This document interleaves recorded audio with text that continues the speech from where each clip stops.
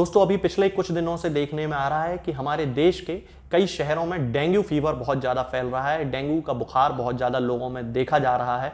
उसके कारण बहुत सारे लोगों को हॉस्पिटलाइज होना पड़ रहा है।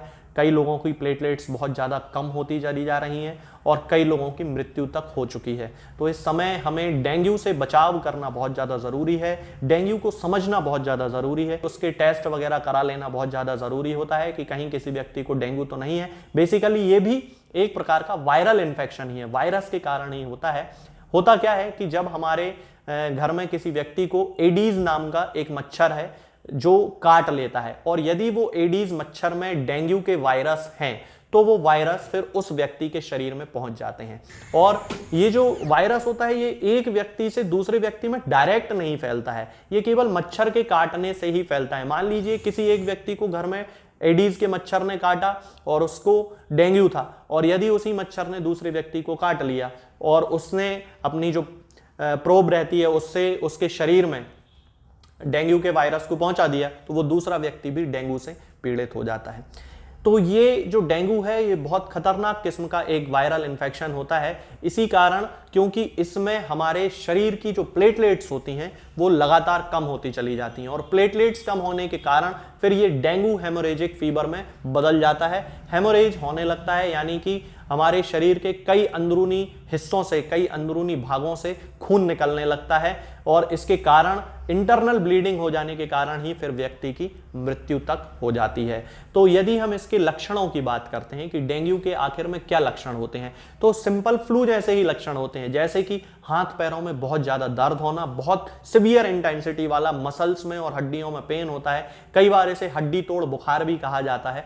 दूसरा, आंखों में दर्द होने लगता है, सिर भयानक रूप से दर्द होता है, नौशिया यानी कि मतली या उल्टी की इच्छा होना जिसे कहते हैं, ये सिम्टम होता है, और कई लोगों को बहुत ज्यादा वोमिटिंग भी होती है। बुखार बहुत हाई ग्रेड का रहता है।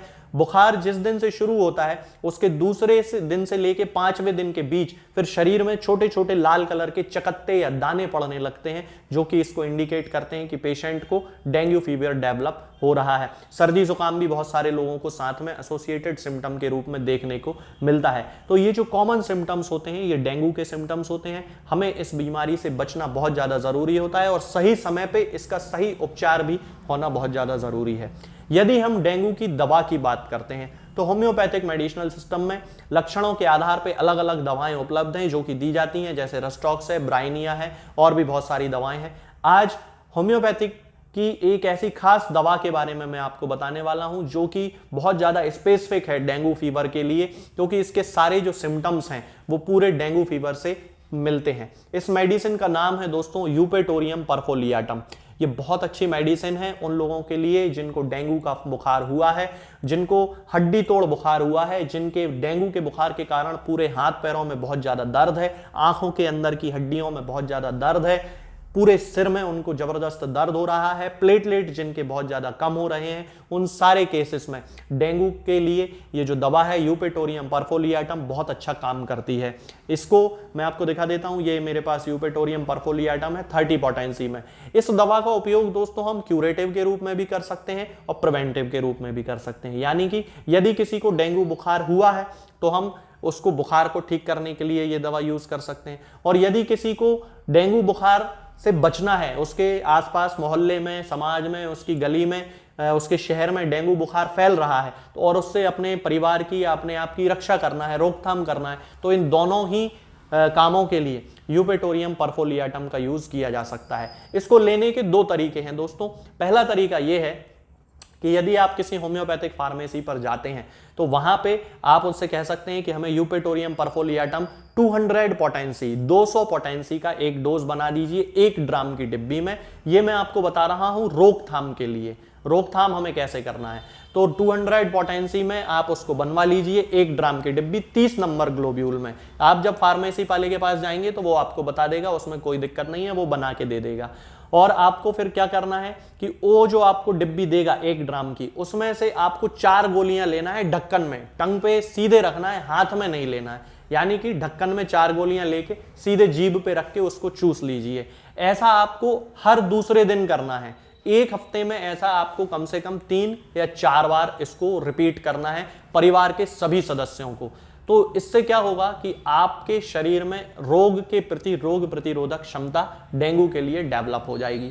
अब यदि किसी को बहुत ज्यादा बुखार है डेंगू का और उसको ठीक करना है तो हमें उसी 200 पोटेंसी की 4 गोलियां यानी कि 4 ग्लोब्यूल्स हर दिन उसके सीधे जीभ पे रख के उसको चूसने के लिए देना है।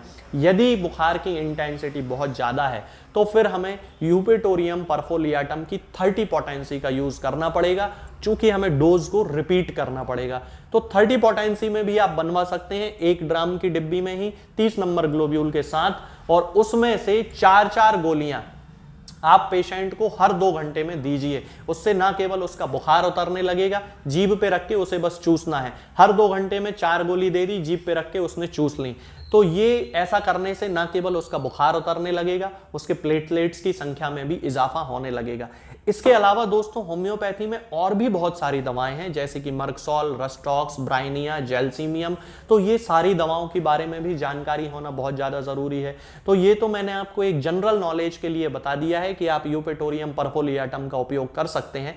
यदि कोई ऐसा केस है तो बिना किसी डॉक्टर से सलाह लिए अपने आप अपना जो ट्रीटमेंट है वो खुद ना करें। सबसे पहले डॉक्टर के पास जाएं, अपना पूरा चेकअप करा लें, अपनी एक बार प्लेटलेट्स की संख्या चेक करा लें, कहीं कम तो नहीं हो रही है। यदि 2-3 दिन बुखार के, सर्दी जुकाम के, सिर दर्द, हाथ पैर दर्द इस तरह से हो गए हैं, शरीर में रैशेस पड़ने लगे हैं, तो ये सारे टेस्ट वगैरह करा के डॉक्टर से चेकअप करा के फिर किसी भी होम्योपैथी दवाई, वो जो डॉक्टर साहब आपको दें उस दवाई का सेवन करना आप शुरू करें। तो उससे ना केवल डेंगू का बुखार ठीक हो जाएगा बल्कि प्लेटलेट्स की संख्या भी बढ़ने लगेगी। अब यहाँ पे ध्यान देने वाली बात यह है, ये वीडियो जिस कारण से मैं बना रहा हूं वो रीजन ये है कि आप लोगों के पास, मेरे पास भी व्हाट्सएप पे बहुत सारे दवाइयों के नाम और पता नहीं क्या क्या आ रहा है कि पपीते का रस यूज कर लो और पपीते के बीजों का रस यूज कर लो और ये कर लो और वो कर लो। आप यूज करिए, उसमें कोई दिक्कत नहीं है, लेकिन सबसे पहले किसी भी व्यक्ति की जान के साथ खिलवाड़ करने के पहले उसका पूरा डॉक्टर से चेकअप कराएं, उसको तब कोई दवाई दें। बिना किसी जानकारी के अभाव में किसी को भी ना पपीते के रस से ट्रीटमेंट चालू करो, ना पपीते के बीजों के रस का दो, कुछ मत करिए। आप पहले डॉक्टर से चेक कराइए, उसके बाद ही उसका ट्रीटमेंट करिए तो ज़्यादा ठीक रहेगा। वीडियो के एंड में इस यूपेटोरियम परफोलियाटम के बारे में, डोज उसको कैसे कैसे लेना है, वो सारी जानकारी आपको उपलब्ध करा दी जाएगी।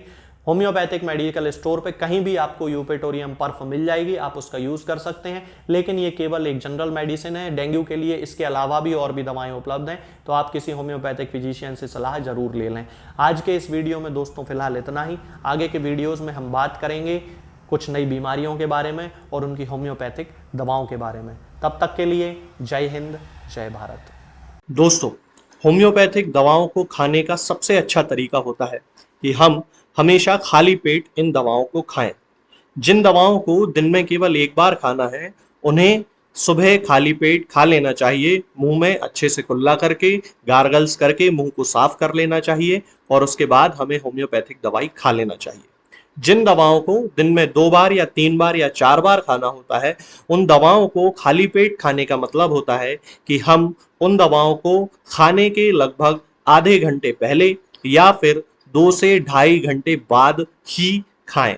और उस स्थिति में भी हमारे मुंह में किसी भी वस्तु का, किसी भी चीज का स्वाद नहीं होना चाहिए, ना ही हमारे मुंह में किसी भी चीज की गंध होना चाहिए, जिससे कि ये होम्योपैथिक दवाएं हमारे शरीर पर बहुत अच्छे तरीके से काम कर सकती हैं। या तो आधे घंटे पहले होम्योपैथिक दवा खा लें या फिर इन्हें खाने के 2-2.5 घंटे बाद, जब कि आपने मुंह में अच्छे से कुल्ला कर लिया हो, अच्छे से गार्गल्स कर लिए हो, तब इन होम्योपैथिक दवाओं को खाएं। तो आपको हमेशा होम्योपैथी के सबसे अच्छे रिजल्ट देखने को मिलेंगे। लोग गलती यही कर देते हैं कि वो प्याज खाना छोड़ देते हैं, कच्चा प्याज, लहसुन, अदरक, हींग सब खाना छोड़ देते हैं, लेकिन फिर भी उनको मुंह में सफाई ना होने के कारण होम्योपैथिक दवाओं का अच्छा रिजल्ट देखने को नहीं मिलता है। ये होम्योपैथिक दवाएं आपको किसी भी ऑनलाइन फार्मेसी पर या आपके घर के नजदीक किसी भी होम्योपैथिक मेडिकल स्टोर पर बड़ी ही आसानी से उपलब्ध हो जाएंगी। ये दवाएं हर होम्योपैथिक फार्मेसी पे उपलब्ध होती हैं, हर ऑनलाइन फार्मेसी पर उपलब्ध होती हैं, इसलिए आप वहां से इन दवाओं को प्राप्त कर सकते हैं।